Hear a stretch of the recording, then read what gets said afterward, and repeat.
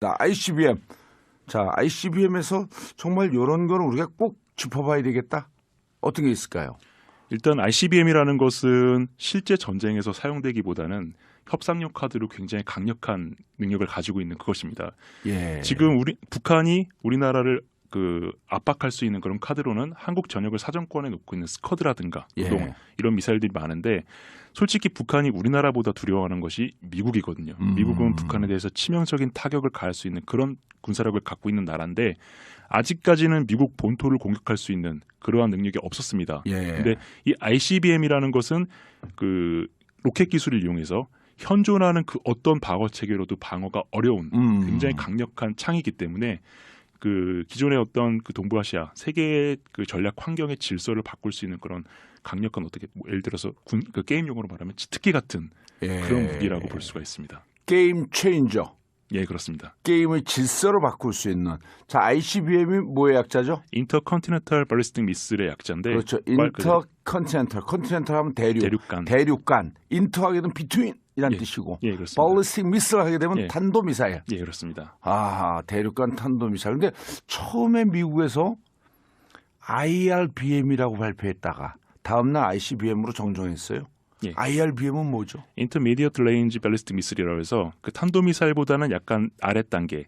그러니까 통상적으로 그 기준을 적용할 때 과거에 그 미국하고 소련 간의 그 전략무기 감축 협정 때 정의했던 ICBM과 IRBM의 그 정의 기준점이 사정거리 5,500km 그 사이인데 그 밑으로 들어가는 것은 IRBM, 그 이상은 ICBM 이렇게 규정을 하고 있습니다. 이번에 2,803km 상공으로 올라갔다. 고각 발사라고 하면 거의 90도에 가까운 발사로 한 거고 2,803km 상공으로 올라갔고 100km까지 대기권으로 보잖아요. 네, 그렇습니다. 2,803km 올라갔고 자 비행거리 날아간 지역거리는 933km. 그럼 사정거리를 어떻게 계산해야지 맞나요? 통상적으로 ICBM을 우리가 그 어떤 공을 던졌을 때 가장 멀리 날아가는 각도를 보통 45도 각도라고 얘기를 합니다. 그 정상 각도로 ICBM을 발사했을 때 사정거리 10,000km 정도 나오는 ICBM은 그 최대 탄도고가 1,200에서 1,500km 그 정도에서 형성이 됩니다. 근데 다시 45도로 했을 때 1,200에서 1,300km 정도의 고각이 형성이 되는데 고도가 형성이 됩니다.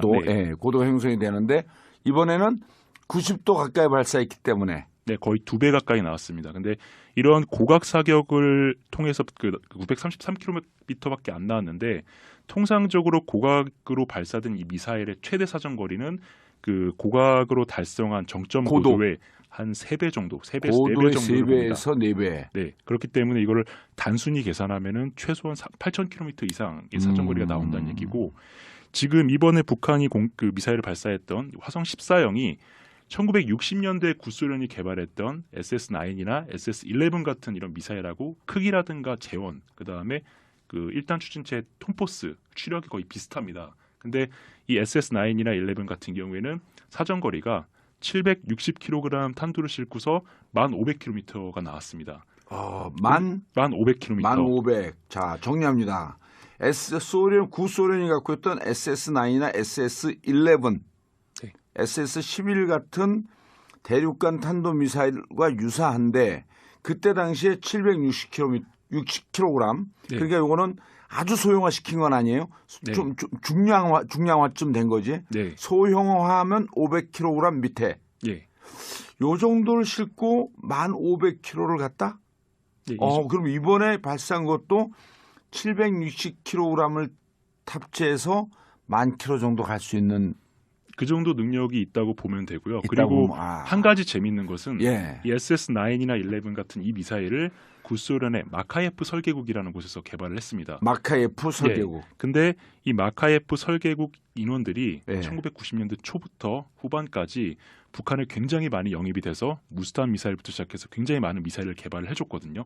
그래서 북한이 90년대 후반부터 노동위로부터 시작해서 등장시키고 있는 대부분의 미사일이 이 마카예프 설계국이 과거에 개발했던 잠수함 발사 탄도 미사일과 굉장히 그 성능이라든가 외형적으로 비슷한 측면을 보이고 있는데 아마도 SS9하고 11도 그 얘네가 개발을 했기 때문에 북한이 지금 이러한 그 대륙간 탄도미사일, 장거리 미사일을 개발하는데 많은 도움을 줬고 야. 아마 유사한 스펙이 나올 거라고 볼 수 있습니다. 너무 궁금한 게 이 기술자들, 이 기술력을 어떻게 이렇게 미국이 예측한 것보다도 2배 이상 압축을 시키면서 빨리빨리 개발했나 했더니 구소련의 기술이 들어간 거네요. 전문가들이 과거에 자기들이 만들었던 거를 그 기술을 가지고서 들어와서 그럼 개량화시켰고. 예, 개량시켰기 때문에 어떤 측면에서 보면은 그 당시에 만들었던 ICBM보다 더 뛰어난 성능을 가질 수도 있습니다.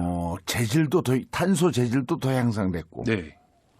야, 왜 이런 거를 우리나라 언론에서는 얘기를 안 했지? 제가 썼던 그 칼럼을 통해서 여러 번 이야기를 했었고 예. 과거에도 이런 가능성이 있다라는 얘기를 했습니다. 그리고 그 마카예프 설계국 인원들이 북한으로 넘어갔다는 것은 1990년대 우리 그 각 지면 신문을 통해서도 보도가 됐었는데 아무래도 망각주의가 좀 있다 보니까 예. 옛날에 그런 일이 있었다라는 것을 다 까맣게 잊고 있었던 것 같습니다. 이런 거를 저한테 얘기를 해줘야 돼요. 그래야지 제가 대한민국에서 빅마우스 아냐. 예. 빅브라더가 지배하는 이 세상의 빅마우스니까 제가 이걸 알려야 돼. 그래갖고 실질적으로 북한이 이런 기술 갖고 빨리 개발을 하니까 빨리 협상에 나가라. 네. 빨리 대화해라. 사실 지난 9년 정권 동안 대화 안 하면서 충분히 해가 없지 않아. ICBM 포기할 수 있는 여러 가지 경로도 있을 수 있었는데 추정이지만 이런 거 포기하니까 9년 동안 마음 놓고 했던 거 아니에요?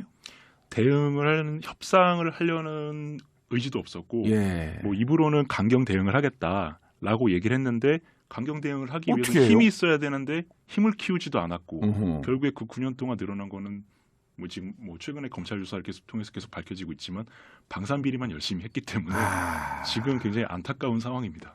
자, 그러면 이게 아까 3을 곱해 보면요. 3을 보태면은 8,400km가 나오고 4를 곱하면 11,000 가까이가 나와요.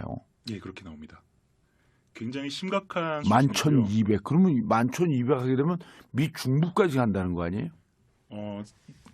지금 북한이 이 미사일을 가지고서 타격할 수 있는 예상되는 목표 지점들이 미국 서부 해안에 있는 전략적인 거점들이 몇 개가 있습니다. 예를 들어서 캘리포니아 지역의 샌디에고라고 해서 해군기지. 네, 해군기지가 있고요.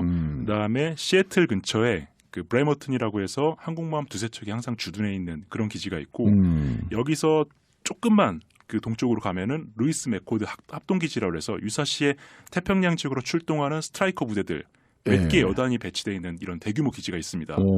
만약에 북한이 한 9,000에서 9,500km 정도의 사정거리를 달성을 해서 여기를 공격한다면은 유사시에 한반도로 지원될 수 있는 미군의 전략적 거점들을 조기에 제압할 수 있기 때문에 북한 입장에서는 전략적으로 굉장히 큰 이득을 얻게 되는 것이고 미국으로서는 자기들의 전략 거점이 북한의 타격권 안에 들어갔기 때문에 굉장히 그 치명적인 그 약점을 노출시키게 된 그런 상황이 된 겁니다. 그러니까 게임 체인저일 수 있다라고 하는 게 한반도 유사시의 동맹국 미국이 전략 자산이라고 할 수 있는 최첨단 무기를 한반도에 집중을 시켜야 되는데 만약에 미국 본토에 있는 그러한 사령관이 공격을 받을 위험성이 있다고 한다면 못 움직일 거 아니에요. 네, 그렇습니다. 그럼 한반도 유사시의 상황은 북은 남측의 대한민국의 군사력을 제압할 수 있는 위력을 더 많이 가질 것이고 그럼 한반도를 둘러싼 전략의 변화가 불가피하다. 네. 그래서 게임 체인저 역할을 할 수밖에 없다. ICBM이. 맞습니다. 심각한 상황입니다. 심각한 상황이네요. 이걸 조금 더 강경하게 대응을 해서 저걸 못하게 한다. 지금 보기에 우리 이루 사무국장이 보시기에 북한이 ICBM 개발 멈추지 않을 거 아니에요. 이미 북한이 지난번 열병식에 나왔던 여러 미사일 중에 하나씩 다 쏘고 있는데 가장 마지막에 나왔던 가장 길고 큰 미사일은 아직 안 쐈습니다. 카드가 하나 남아있다는 얘기죠. 요 ICBM 전 단계예요? 아닙니다. 지금까지 그 열병식에서 여러 가지 미사일을 보여줬는데 열병식에 나왔던 순서대로 보자면은 화성 12형도 쐈고 무수단도 쐈고 이번에 화성 14형도 쐈습니다. 근데 그 열병식의 가장 마지막에 나왔던 트레일러에 실려 있었던 기다란 미사일은 아직 등장을 안 했거든요. 그건 뭔지 모르고요. 네, 이 미사일이 지금 아직까지 실체가 어떤 건지 확인이 안 되고 있는데 지금 아직 북한은 이 ICBM이라는 새로운 ICBM이라는 카드를 지금 손에 쥐고 있는 겁니다. 근데 이게 크기를 봤을 때 이번에 발사했던 화성 14형보다 훨씬 더 대형이기 때문에 사정거리가 더 길 수도 있다는 추정이 가능하고요. 이야. 이제까지는 미국 서부까지만 가능했는데 미국 동부까지. 네, 미국 동부에 있는 워싱턴 DC까지도 타격할 수 있는 그런 능력을 갖췄을 가능성이 충분히 있습니다. 굉장히 심각한 상황이란 얘기죠. 오호. 자, 그런데 ICBM의 개발이 완성됐다, 성공했다라고 하는 것은 ICBM을 통상적으로 20회 정도 실험을 해서 그때까지 오차가 없어야지 성공했다라고 보는 게 군 쪽의 입장인데 어떻게 보세요? 단 한 번 갖고 성공했다고 볼 수가 있나? 그런 부분은 약간 좀 보는 관점에 따라 차이가 있을 수 있는데요. 예. 그러니까 아까도 말씀드렸듯이 북한이 지금 최근에 개발하고 있는 미사일들은 60년대에서 70년대에 구소련이 개발했다가 뭐 수십 년 동안 운영해서 실전에서 검증이 된 미사일들을 바탕으로 새로 개발한 그런 미사일들입니다. 그렇기 때문에 과거에 있던 축적된 데이터가 있기 때문에 20회까지 할 필요는 없다라고 이렇게 해석이 될 수도 있고요. 예. 이미 지금 북한은 이번에 화성 14형은 딱 한 번만 쐈는데 화성 14형에 적용됐던 예를 들어서 뭐 단분리 기술이라든가 재진입 기술 이런 것들은 과거에 여러 차례 다른 종류의 미사일 시험 발사를 통해서 충분히 데이터를 축적을 해왔거든요. 예. 그렇기 때문에 한 번 성공한 거 가지고 이게 성공이다 아니다라고 단정 지을 수 없다는 그런 거는 약간 좀 경계를 해야 될 것으로 보이고요. 우리 군은 계속 북한의 이번에 ICBM이나 이전의 미사일 실험, 핵 실험할 때도 축소 발표를 하거든요. 자꾸만 폄하시켜요. 네. 이번에도 핵탄두 소형화 그러니까 500kg 그 탄두에 탑재할 그 핵탄두가 500kg 아래로 내려가는 소형화가 되어야 한다. 소형화 기술에 대해서 성공했다고 하는데 검증된 바 없다. 또 하나는 방금 전에 얘기했던 대기권 재진입 기술. 그러니까 100km 이상 올라가고 2,800km까지 갔다가 아니면 1,200km나 1,300km까지 갔다가 다시 대기권에 재진입할 때 6,000도나 7,000도인데 그 안에 있는 탄두가 터져버린다. 그 열을 못 이겨서. 이 재진입 기술은 됐는지 모르겠다. 그다음에 재진입할 때 상마 현상이 일어난다 그러잖아요. 다 깎이는데 균일하게 깎여갖고 흔들리지 않도록. 흔들리면 최소화시킬 수 있어야 되는데 이 기술도 검증된 바 없다. 이거 자꾸만 최소화시키거든요. 왜 그래요? 이게 재미있는 것이 예. 눈이 있는 사람들은 이게 있다라고 얘기하는데 눈이 없는 사람이 실제로 보지도 못했으면서 이것을 없다라고 얘기하는 게 분명히 문제가 있는 것인데요. 무슨 말이에요 그게? 눈이 있는 사람이 있다고 하고? 현재 지금 우리 군이 발표한 거는 예. 뭐 북한이 이번에 ICBM급 미사일을 만들기는 했지만은 완성됐다고 보기 어렵다. 재진입 그렇죠. 기술이라든가 단분리 기술이 검증되지 않았다라고 주장을 하는데 뭐 단분리까지는 우리 군이 가지고 있는 그린파인 레이더로 북쪽을 보고 있는 이 레이더로 어느 정도 볼 수가 있는데 이번에 미사일이 단분리라고 하면 그 엔진이 2단계로 돼갖고 1단계 올라가고 분리되고 또 2단계 가서 떨어지고 네. 그리고 쭉 계속 추동체에서 날아가고. 네, 그런 것인데 이번에 결국에 탄두 부분은 일본의 배타적 경제 수역, 우리나라로 봤을 때 동쪽에 떨어졌습니다. 근데 단분리 기술은 확인이 됐어요? 확인이 됐습니다. 왜냐하면 그 단분리가 되는 그 영상을 북한이 공개를 했거든요. 그리고 이제 이 재도립체 PBV 영어로 해가지고 포스트 부스트 베이클이라고 하는데 이것은 일본의 배타적 경제 수역에 떨어졌습니다. 그런데 우리가 현재 가지고 있는 레이더라든가 정보 자산은 일본 지역을 비출 수 있는 그 레이더가 없거든요. 그래서 우리는 그것을 본 적이 없고요.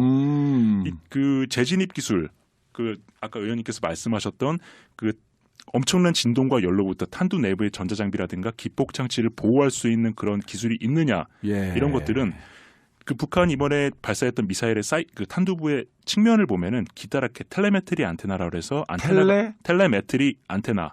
텔레메트리 안테나. 쉽게 말해서 지금 미사일에 이 안테나가 달려 있어서 지상의 통제소로 지금 미사일이 이렇게 날아가고 있는데 내부의 기기들이 정상적으로 작동하고 있다라는 그 신호를 계속해서 통제소에 보내주는 안테나입니다. 이른바 그 미사일의 정보를 제공하는 무슨 CCTV 같은 그런 실시간으로 통제소의 미사일의 지금 상태를 보고하는 그런 안테나인데 이것이 서로 이제 그 통제소하고 텔레메트리 안테나 사이에서 전파가 왔다 갔다 하는 것들을 잡아낼 수 있는 시진트, 그러니까 그 정보 정찰기 이런 것들이 미국하고 일본은 있는데 우리나라는 없습니다. 정보 정찰기. 그래서 우리나라는 여기 포스트 비스트 베이클이 제대로 떨어졌는지 안 떨어졌는지 볼 수 있는 능력도 눈도 없는데 아하. 없다라고 얘기하고 있고 이것을 실제로 봤던 미국과 일본은 미국 그 제프 데이비스 대변인이 국방부 대변인이 재도입체를 확인을 했다라고 얘기를 했고 그 스가 요시히로 일본 관방장관도 확인했다라고 얘기를 했거든요. 본 사람들은 있다고 얘기하는데 못 본 우리가 없다고 얘기하는 즉 의원님께서 없다 그러진 말씀하신 않았어요. 재진입 기술 확인된 바 없다. 확인된 바 없다라고 아. 얘기를 했는데 못 본 사람이 지금 이렇게 얘기하는 것은 의원님 말씀대로 계속해서 우리가 지금 축소 왜곡하고 있는 왜 그래요, 근데? 우리가 있는 지금 그대로 팩트 체크는 해줘야 될 거 아니야. 그렇게 해야 되는데 지금 우리나라가 그 우리 군과 과거 정부가 이렇게 축소 발표했던 전례가 이번 미사일뿐만이 아닙니다. 그 핵무기 실험, 핵실험을 했을 때도 우리가 5차 핵실험 때 그 핵무기의 폭발력이 한 10킬로톤 정도 된다라고 발표를 했었습니다. 근데 이 10킬로톤이라는 것은 그 당시 나왔던 지진파 규모를 가지고서 발표를 했던 것인데 재미있는 것이 그 당시에 지진파가 발생한 그 내용을 결과를 가지고서 각국의 기관의 측정값이 달랐습니다. 예를 들어서 포괄적 핵실험 금지기구 CTBTO에서 발표했던 그 내용이랑 독일, 캐나다, 호주, 중국 정부가 발표했던 그 내용들이 다 달랐는데 우리나라만 가장 그 지진파 규모가 작았습니다. 어떻게 측정했는지 그 측정 방식이 달랐는데 북한이 핵을 터뜨린 그 지점은 지표면에서 1km 위치였거든요. 예. 그렇다면은 지표수 1km 안으로 들어가는 네. 거죠. 그렇다면은 이 지진파 측정 방식을 천발 지진 그 지표면에서 발생하는 지진에 대한 측정 방식을 채택을 했어야 되는데 그 당시에 우리 기상청이 적용을 했던 것이 신발 지진, 그러니까 멘틀 하류에서 발생하는 그런 지진 그것을 측정하는 그 방식을 대입을 했거든요. 이것은 피파하고 에스파가 완전히 계산 순서가 바뀌기 때문에 그 위력의 축소가 일어날 수밖에 없는데 그래서 해외 전문가들이 5차 핵실험 때 북한이 달성했던 그 핵무기의 파괴력이 뭐 크게는 40킬로톤 이상 넘어갈 것이다 라고 얘기를 했는데 우리만 10킬로톤 40킬로톤 이라고 얘기를 했는데 우리만 10킬로톤이다. 그러니까 축소 발표했기 때문에 이런 그 행태를 보이는 것은 우리가 북한의 그 핵과 미사일에 대해서 대응할 수 있는 능력이 없기 때문에 북한이 이런 능력을 갖췄다라고 인정을 해버리면은 지금 안 그래도 지금 북한이 계속 통미봉남 얘기하면서 예. 우리를 협상 상대로 인정을 안 해주고 있는데 우리가 대응 능력이 아예 없는 상태를 우리가 스스로 인정을 해버리면은 이러한 통미봉남이 더 가속화될 거 아닙니까? 그렇기 때문에 그런 측면에서 아직까지는 북한의 능력을 인정할 수 없다라는 스탠스를 유지를 하고 있는 것으로 아니 보입니다. 인정할 수 없어도 팩트는 다 알려줘야 될 거 아니에요. 예를 들고 우리가 그 눈과 귀가 없다고 한다면 일본과 미국의 정보를 받아서라도 보고를 해줘야 될 거 아니에요. 그렇게 해야 되는데 미국하고 일본이 최근 예. 우리 정부하고 약간 그 입장이 좀 다르지 않습니까? 미국하고 일본은 계속해서 한반도의 전쟁 위기 같은 걸 고조를 시키고 그걸 통해서 자국의 어떤 정치적 이익이라든가 전략적 이익을 얻으려고 하는데 우리 지금 새 정부가 들어섰을 때 대화 협상을 계속 이야기를 하고 있기 때문에 이런 부분에서 약간 스탠스가 안 맞는 부분이 좀 있습니다. 그리고 과거에 로버트 김 사건이라고 있는데 예. 1996년도 강릉 무장공비 침투 사건 때 그 미국 해군 정보국에 근무하던 한국계 로버트 김 씨가 예.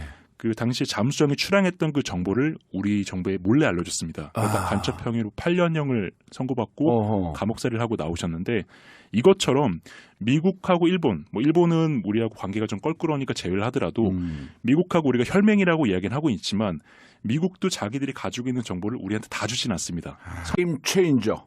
예, 그렇습니다. 게임을 질서로 바꿀 수 있는. 자, ICBM이 뭐의 약자죠? 인터컨티넨탈 발리스틱 미슬의 약자인데 그렇죠. 인터컨티넨탈. 컨티넨탈 하면 대륙간. 대륙간. 인터하게 되면 비트윈이라는 예. 뜻이고. 예, 그렇습니다. 발리스틱 미슬 하게 되면 예. 탄도미사일. 예, 그렇습니다. 아, 대륙간 탄도미사일. 근데 처음에 미국에서 IRBM이라고 발표했다가 다음날 ICBM으로 정정했어요. 예. IRBM은 뭐죠? Intermediate Range Ballistic Missile이라고 해서 그 탄도미사일보다는 약간 아래 단계. 그러니까 통상적으로 그 기준을 적용할 때 과거에 그 미국하고 소련 간의 그 전략무기 감축 협정 때 정의했던 ICBM과 IRBM의 그 정의 기준점이 사정거리 5,500km 그 사이인데 그 밑으로 들어가는 것은 IRBM, 그 이상은 ICBM 이렇게 규정을 하고 있습니다. 이번에 2,803km 상공으로 올라갔다. 고각 발사라고 하면 거의 90도에 발사된 이 미사일의 최대 사정거리는 그 고각으로 달성한 정점 고도의 한 3배 정도, 3배에서 고도의 4배 정도를 봅니다. 3배에서 4배. 네, 그렇기 때문에 이거를 단순히 계산하면은 최소한 8,000km 이상의 사정거리가 나온다는 얘기고, 지금 이번에 북한이 그 미사일을 발사했던 화성 14형이 1960년대 구소련이 개발했던 SS9이나 SS11 같은 이런 미사일하고 크기라든가 재원, 그 다음에 그 1단 추진체 톰포스 추력이 거의 비슷합니다. 근데 이 SS9이나 11 같은 경우에는 사정거리가 760kg 탄두를 싣고서 1,500km가 나왔습니다. 만 1,500km. 1,500. 자, 정리합니다. 구소련이 갖고 있던 SS9이나 SS11, 네. SS11 같은 대륙간 탄도미사일과 유사한데 그때 당시에 760kg, 60kg. 네. 그러니까 이거는 아주 소형화시킨 건 아니다. ICBM. 자, ICBM에서 정말 이런 거는 우리가 꼭 짚어봐야 되겠다. 어떤 게 있을까요? 일단 ICBM이라는 것은 실제 전쟁에서 사용되기보다는 협상용 카드로 굉장히 강력한 능력을 가지고 있는 그것입니다.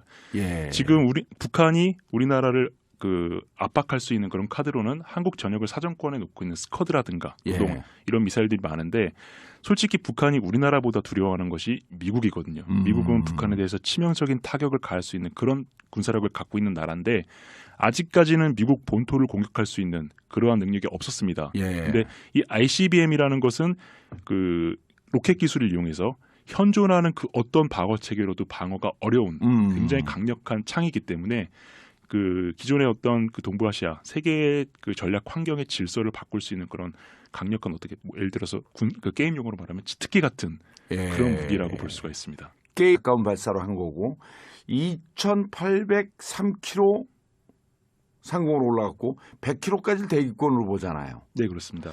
2,803km 올라갔고 자 비행거리 날아간 지역거리는 933km.